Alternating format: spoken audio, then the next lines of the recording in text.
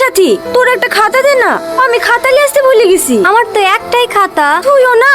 Tony কোথায় গেছে রে? ওর পেট খারাপ করছে তো বাইরে গেছে। টনির ব্যাগটা দে তো একটু, খাতা নেবো। একটা কথা বলবো বলবো করে কিছুতেই তোকে বলতে পারিনি। 5 বছর হয়ে গেল আমাদের সম্পর্ক। সত্যি কথা বলতে আমি প্রথম থেকেই তোকে ভালোবাসি। এই কোথায় আছে রে ও?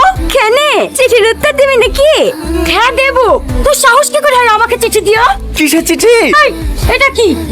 এটা তো আমারই। তুই কোথায় পালি? এই সালমা, ওর কোনো দোষ নাই, আমার কথাটা তো শোন। তুই চুপ কর। আমার ভালো জায়গায় বিয়ে হচ্ছে দেখে তুই হিংসায় জ্বলে পুড়ে মরছি না? ছোট লোকের বাচ্চা কথা কর। সালমা, আমার কথাটা তো শোন।